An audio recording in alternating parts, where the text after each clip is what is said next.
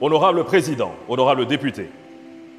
il n'est un secret pour personne que depuis que j'ai eu le privilège d'être élu à la tête du Congo central, je me sens honoré de servir cette province et je me suis engagé à tout mettre en œuvre pour lui construire l'avenir qu'elle mérite.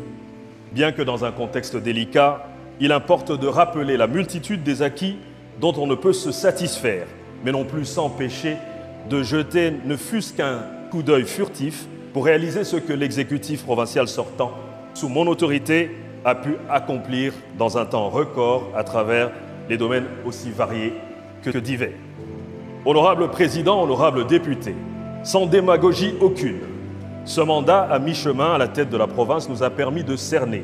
mieux qu'aucun autre candidat en lice, les véritables enjeux ainsi que les défis prioritaires qui s'imposent à nous, mais aussi et surtout de réfléchir sur des solutions appropriées. En effet, calqué essentiellement sur la vision inspirée du chef de l'État du peuple d'abord, notre programme d'action sera constitué de 10 défis majeurs autour desquels seront orientés les axes stratégiques de notre projet de société. Il s'agit notamment de retenir qu'il n'y a pas d'avenir prospère pour le Congo central sans une population en bonne santé, sans une politique économique rigoureuse et équilibrée, sans une économie diversifiée pour une croissance inclusive avec un accent particulier sur le développement de l'agriculture, sans une culture créative, sans une politique ambitieuse d'éducation, d'encadrement de la jeunesse et du tourisme, sans une paix et une sécurité intérieure, sans un environnement sain par la conservation de la nature, sans une bonne gouvernance tant sociale, économique et financière, sans le développement du numérique et sans le développement de l'entrepreneuriat et la création de l'emploi.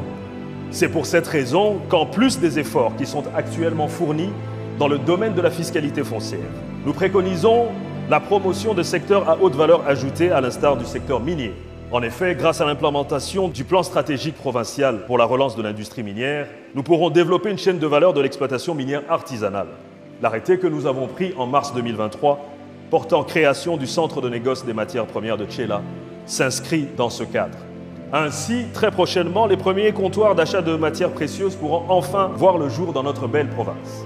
En ce qui concerne l'agriculture, après mon premier mandat, il me revient que l'un des obstacles majeurs au développement de notre agriculture est celui de la thésaurisation d'importantes superficies de terres agricoles. En effet, il n'est pas rare de voir aujourd'hui, et de manière paradoxale, que nos communautés rurales manquent de terres cultivables suite à l'accaparement de vastes surfaces de terre par des particuliers pour des besoins de jouissance privée, au moment où le pays fait face à une crise alimentaire et que nous sommes tous engagés à lutter contre cette forme d'insécurité. Concernant les infrastructures et l'aménagement du territoire, nous envisageons de doter notre province d'une politique infrastructurelle à la hauteur de nos ambitions nationales et internationales, notamment en répondant à la question du désenclavement de notre province et des immenses défis logistiques auxquels nous faisons face. Actuellement, le trafic sur la RN1 est d'environ 1300 véhicules par jour, dont le tiers est constitué de poids lourds. En effet, si la perspective de croissance de l'activité portuaire dans les 5 prochaines années, notamment à la fin de la construction du port en eau profonde de Banana, cela nous pousse à anticiper et à nous préparer conséquemment en développement des infrastructures provinciales adaptées. Honorable Président, honorable député, même s'il est vrai que notre court mandat de 18 mois ne nous aura pas permis de répondre à toutes les attentes de notre communauté. Les défis étant immenses, vous le conviendrez avec moi, notre mandat, disais-je, aura au moins eu le mérite d'engager des réformes courageuses et ambitieuses, comme le prouvent à suffisance les récentes statistiques de la province. Plusieurs indicateurs sont passés au vert, confirmant ainsi que notre province se trouve désormais et inexorablement sur la voie de l'émergence. C'est pourquoi nous pensons qu'il serait judicieux de ne pas perdre de temps et de maintenir cet élan qui, nous en sommes convaincus, est la voie indiquée pour le développement de notre province. Ainsi, je vous demande de croire en notre détermination et de nous faire confiance en nous accordant le privilège de poursuivre notre mission pour les 5 prochaines années. Honorables députés, nous sommes à la croisée des chemins. Il vous reviendra donc la lourde responsabilité de nous confirmer comme les animateurs de l'exécutif qui nous feront entrer dans la terre promise, conformément à la vision prophétique de Tata Simon Kimbangu, à laquelle je crois très fermement. À ce stade, nous réitérons notre vœu d'être élus par vous aux fonctions respectivement des gouverneurs et vice-gouverneurs de province. La tâche qui nous attend étant rude et immense, nous aurons besoin de votre indispensable concours pour marcher d'un même pas, afin qu'ensemble, alors unis et solidaires, nous puissions poursuivre cette marche vers le développement intégral du Congo central.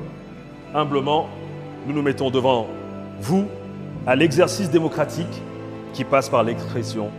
de vos suffrages en notre faveur. Que vive la province du Congo central. Je vous remercie.